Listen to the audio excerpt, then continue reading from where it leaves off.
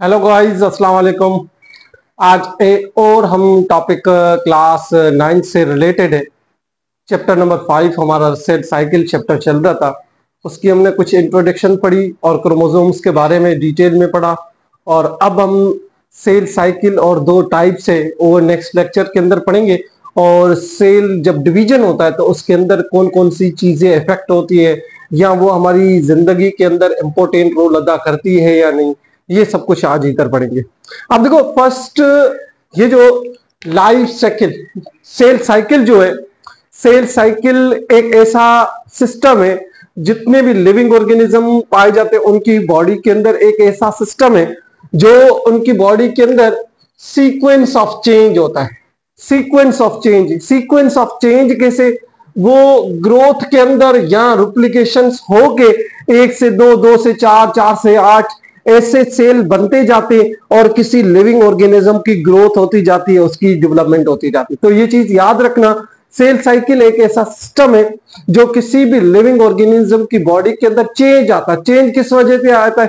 Size के अंदर या शेप के अंदर या ग्रोथ होती रहती है डे बाय डे। उस सिस्टम को हम सेल साइकिल कहते हैं। सेल के अंदर चेंज आना, सेल छोटे से बड़े होना, उस चीज को हम सेल साइकिल कहते हैं। अब सेल साइकिल जो है उसके दो मेन फेज होते हैं। सेल साइकिल है ना, उसके दो मेन फेज होते हैं। एक होता है माइटोटिक फेज और दूसरा होता है इंटरफेज। ठीक है, फर्स्ट जो माइटोटिक फेज है इसको हमने थोड़ा सा क्लासिफाई किया है, नेक्स्ट लेक्चर के अंदर इसको हम डिटेल में पढ़ेंगे। सही है। अब माइटोटिक डिवीजन को हम डिवाइडिंग फेज भी कह सकते हैं। एक ऐसा फेज जो सेल डिवाइड हो, 1 से 2, 2 से 4, 4 से 8, 8 से 16, तो ऐसे सेल से सेल बनते जाए तो उसको हम माइटोटिक फेज या डिवाइडिंग फेज भी कह सकते हैं। अब इसके अंदर भी दो किस्म के, एक हमारे पास है मियोसिस और दूसरा हमारे पास है माइटोसिस। ठीक है, अब देखो माइटोसिस को मियोसिस को हमने दो हिस्सों के अंदर विरासत की गई है, एक मियोसिस 1 और मियोसिस 2। हालांकि इन दोनों को भी हम विरासत करेंगे, कैरियोकाइनेसिस और साइटोकाइनेसिस। इसको भी कैरियोकाइनेसिस और साइटोकाइनेसिस। पहले सबसे पहले कैरियोकाइनेसिस होता है, फिर साइटोकाइनेसिस होता है।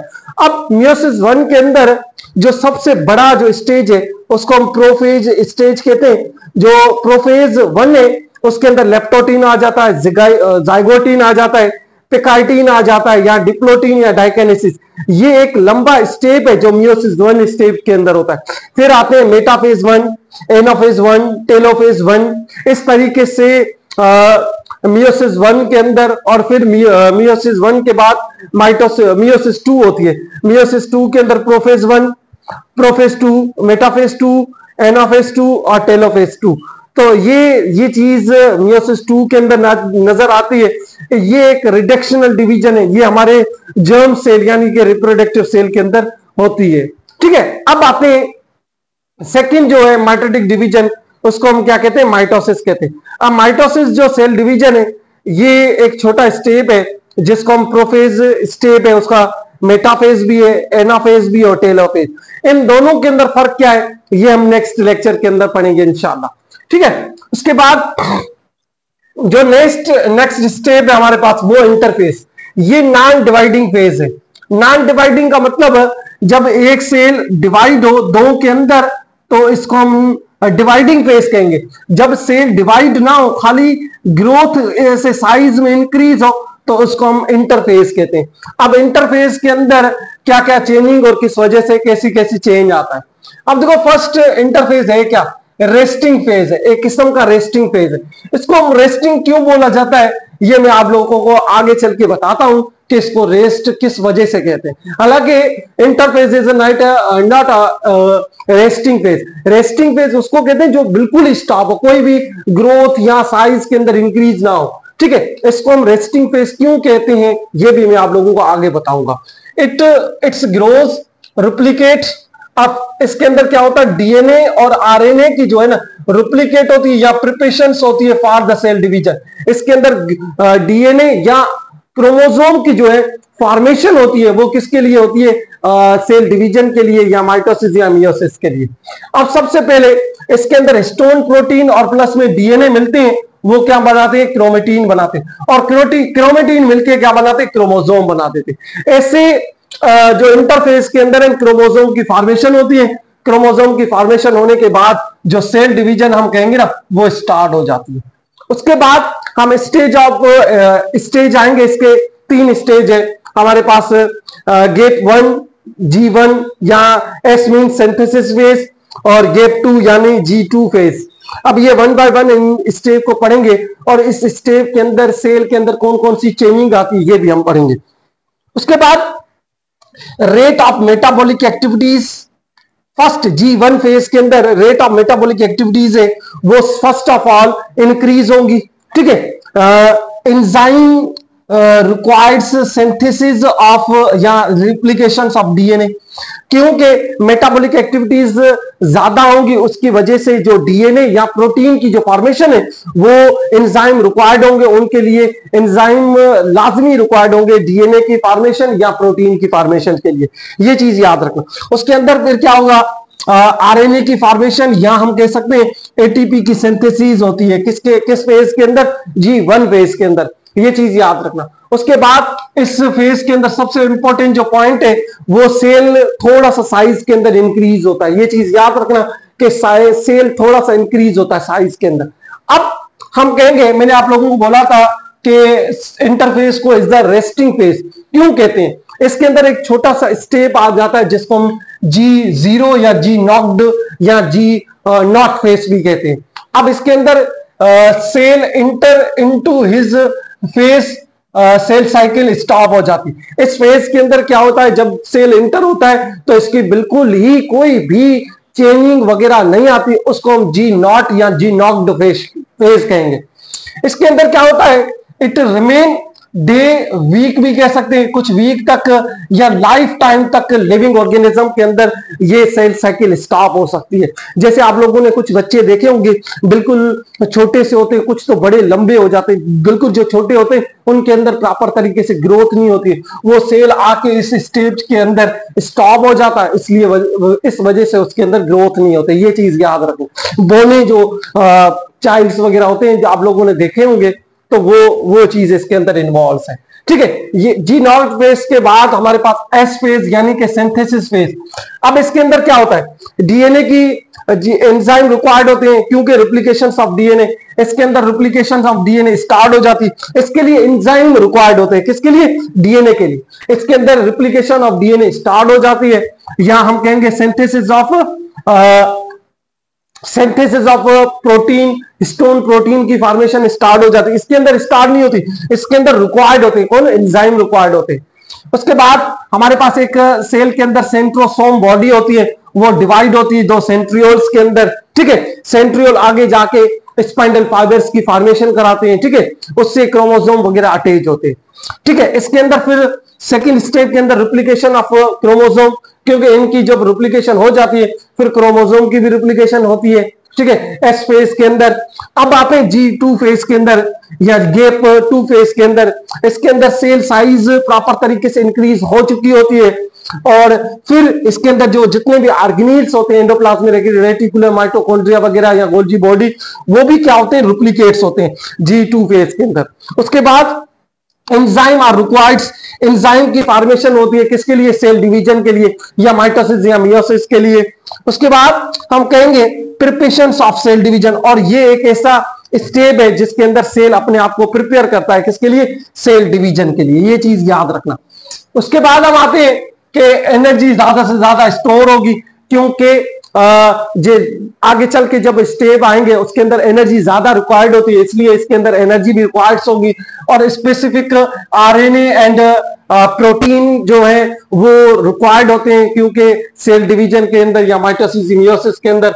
और माइक्रोट्यूब्यूल्स जो सिंथेसिस होते हैं, जो सेंट्रियोल्स जो है वो फाइबर लाइक स्ट्रक्चर ऐसे बनाते रहते हैं, तो ये भी रिक्वायर्ड होते हैं। किसके अंदर भी ये फॉर्मेशन होती है, G2 फेज या गेप 2 फेज के अंदर।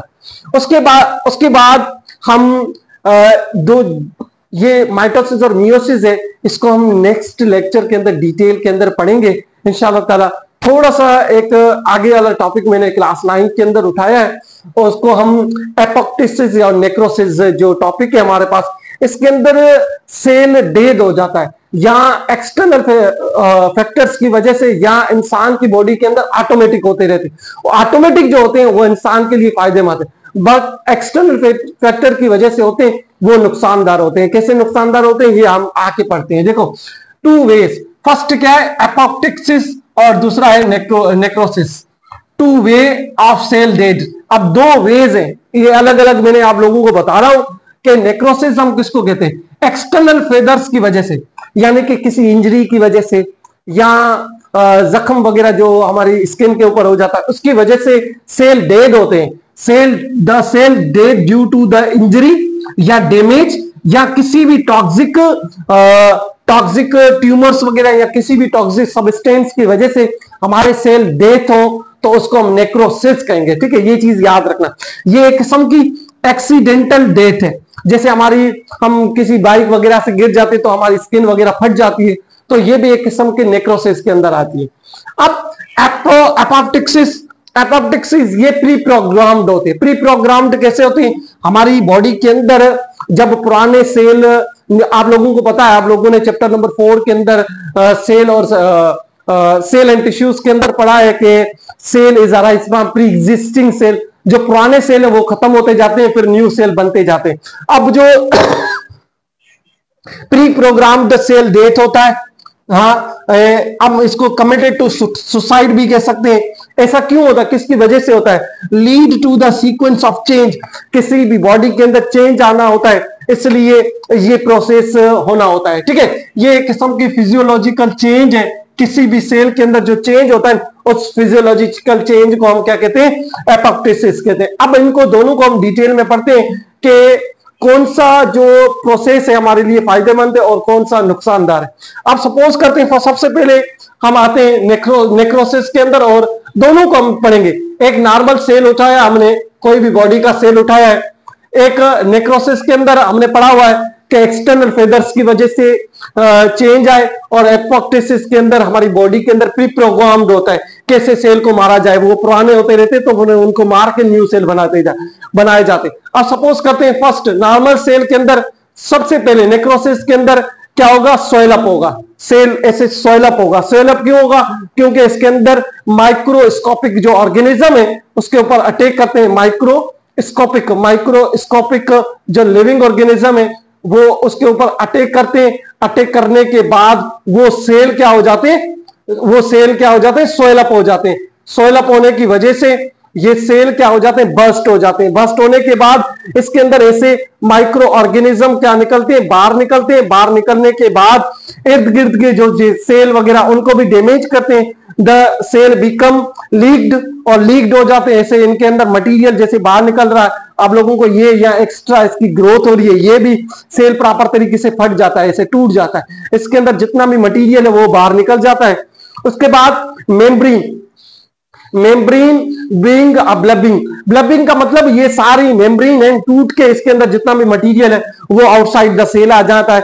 आने के बाद जितने भी इर्द गिर्द हमारी सेल वगैरह उनको भी डैमेज करते हैं। और इर्द गिर्द आप लोगों ने ज्यादातर देखा होगा कि हमारे जख्म वगैरह के ऊपर है ना सोजन हो जाती है या फ्लूइड वगैरह निकलते रहता है, तो उस प्रोसेस को हम नेक्रोसिस कहते हैं। ये किसी भी माइक्रोस्कोपिक लिविंग ऑर्गेनिज्म की वजह से या किसी एक्सटर्नल फेदर्स की वजह से हमारी बॉडी के अंदर चेंज आता है या जख्म के अंदर चेंज आता है तो हमारे सेल मरते हैं, उसको हम नेक्रोसिस कहेंगे।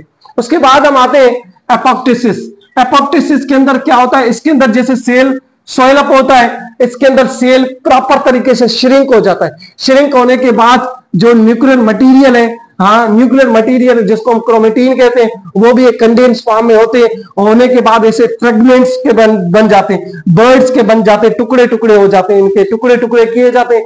टुकड़े टुकड़े करने के बाद हमारी बॉडी के अंदर व्हाइट ब्लड सेल के कुछ टाइप्स होते हैं और इन टुकड़ों को क्या करते हैं, फेगोसाइटोसिस वाला प्रोसेस करके इनको खा के खत्म कर देते हैं, वो एरिया साफ कर देते हैं और उस जगह कोई भी इंफ्लामेशन वगैरह नहीं होते। इस प्रोसेस के अंदर इंफ्लामेशन होती है क्योंकि हमारी जो सेल मेम्ब्रेन है या प्लाज्मा मेम्ब्रेन रप्चर्ड होती है। रप्चर्ड होने के बाद ये क्या हो जाते हैं, जो जितने भी मटेरियल्स हैं वो बाहर आ जाते हैं, तो इर्द गिर्द के जो सेल है उनको डैमेज करते हैं और हमारी स्किन सोजन हो जाते हैं। इसके अंदर ऐसे कोई नहीं होता है, ये प्री प्रोग्राम्ड होता है। तो हमारी बॉडी के अंदर डिफरेंट टाइप के सेल जब पुराने होते जाते हैं उनको मारा जाता है और इंसान की डे बाय डे ग्रोथ होती रहती है। ये हमारे क्लास 9th का लेक्चर था, सेल साइकिल और उनके दो सेल जो किस तरीके से डेड होते हैं, तो वो भी पढ़े। इसके बाद हम इंशाल्लाह ताला नेक्स्ट टॉपिक के अंदर माइटोसिस और मियोसिस को डिटेल के अंदर पढ़ेंगे।